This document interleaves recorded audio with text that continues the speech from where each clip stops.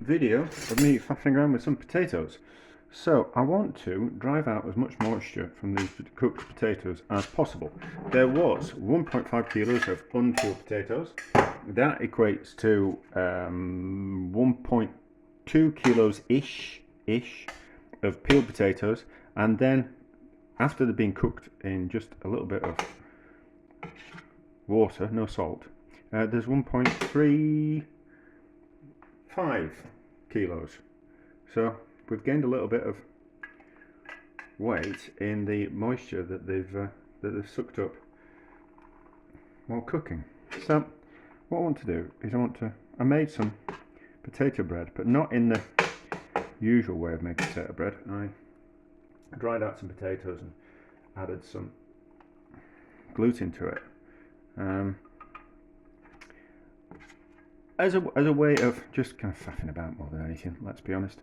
But it's a bit of a faff taking potatoes and drying them out and all that kind of stuff. So I just kind of wanted to see if there was a easier way of reducing the water content of cooked potatoes without drying them out in the oven. So then potentially we could make some potato bread. And the idea of the potato bread that I want to make is I want to get as much potato in there as possible. Some kind of use, because when you do make potato bread, people kind of think it's you're bulking out a bread mixture with potato.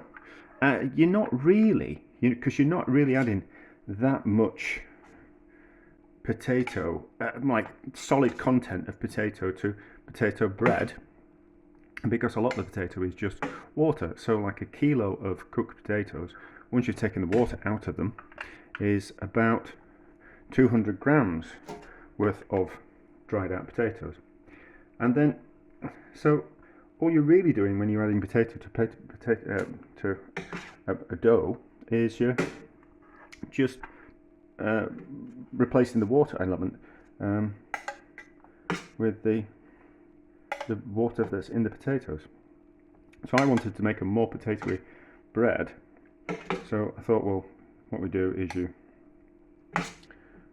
dry out the potatoes, and then you can put more potato in, but then you lower the gluten content of the dough so it's not very stretchy. So then what you have to do is you have to add some gluten back into the potato, which I did by extracting the gluten out of some flour. But drying out the potatoes just so I want to kind of do it again, but I just kind of think there's got to be an easier way. So I kind of thought, by drying out these potatoes like this, smashing them down and then drying them out on this baking sheet. That just reminded me of something I'm using. Dry them out on this baking sheet. We'll drive off some of the moisture from them, and we'll get a dry potato. And then I think what we're going to do is we'll weigh it once we've let it all cool down. Can you see there's all this steam wanting to come off the potatoes? And then we'll kind of see how much moisture we've removed from the potatoes. And then what I think we'll do, if we need to then drive out even more moisture from the potatoes, I think what we'll do is we'll stick the potatoes in the freezer, and then what the freezing process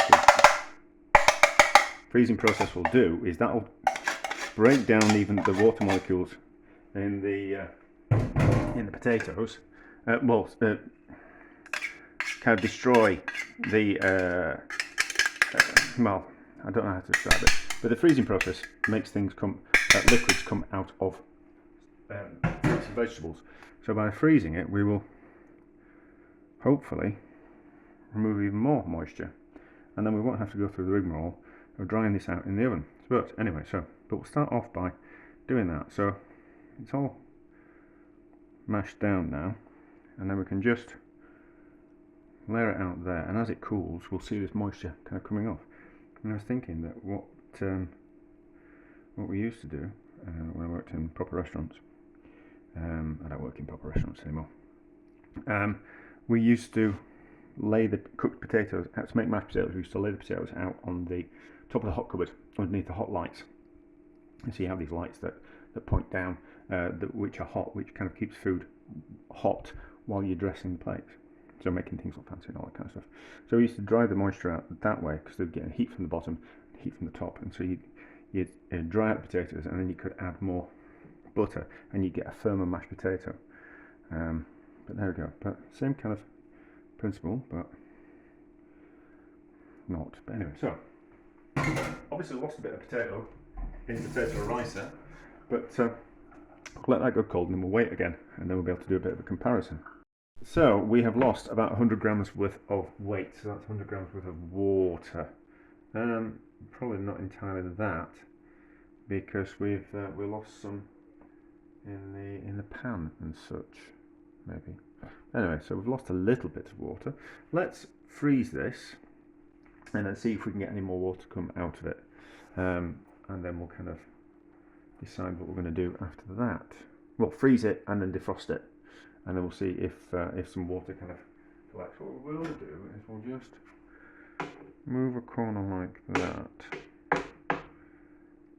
and then we'll be able to, when we defrost it, we'll be able to hold it at an angle. And we'll do that whole edge.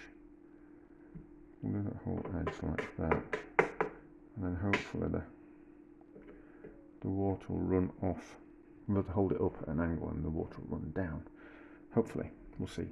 Right, it has been frozen, it has been defrosted, and I've had it up on an angle as it defrosted, and we've got some liquid come out of it, about 100 grams worth of liquid. So there is now 1137 grams in there.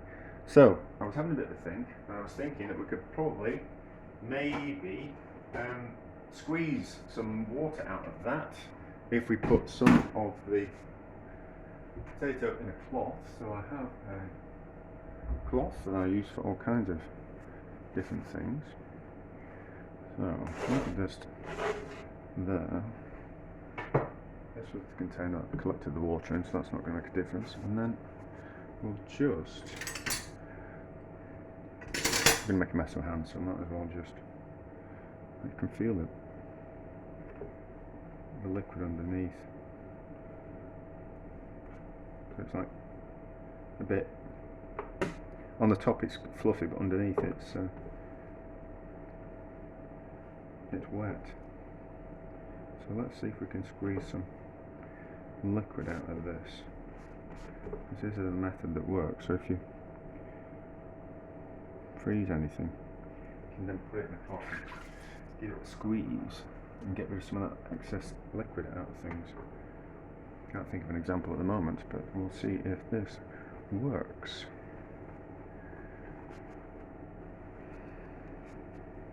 There we go. That works, doesn't it? So, we don't have to dehydrate it. We can freeze it and then squeeze the juice out of it, squeeze the water out of it, like that. I'll do the same for the rest of it, and then we'll calculate how much liquid we've got out of it and what kind of potato we've got left. But that's working. That's working. Right, I'll carry on. We'll be back. Squeezed out the potato. There is 820 grams left of potato, and there is 380 grams worth of water that we squeezed out of it. So we've squeezed quite a bit of water out of it. So, from my point of view, if I want to make potato bread again, I don't need to buy dehydrated potatoes. We can simply freeze the potato and then squeeze the water out of it. We don't have to dry it out in the oven. We can work out a recipe to make potato bread using more potato and not have the, what am I trying to say? Yeah, I can work out how to make the potato bread again without having to dry it out. We can simply freeze it and squeeze the water out of it just like that, and then I can work out the recipe. I can work out how much liquid still is in that potato, and that can be part of the liquid that goes into the dough to make the bread, which would be kind of quite interesting. Now I just need to have a think about that. Will appear again. We'll make some bread out of that. I'll buy some dehydrated potato, and I'll buy some you can buy the gluten. I found it in a shop called Holland and Barrett. They sell it, so we'll buy some of that, and we'll buy some dehydrated potatoes as well, and then we'll see if we can relatively easily recreate the potato bread using the sourdough starter as well, because it was rather nice, but it was a bit of a faff to make it. So, but this is a faff, isn't it? Having to freeze the potatoes to draw out the moisture from them. I don't think cooking the potatoes, I don't think we could squeeze the moisture out of them that way. Don't think so anyway. But anyway, so that works. That will make an appearance in some potato bread. A success? Yeah.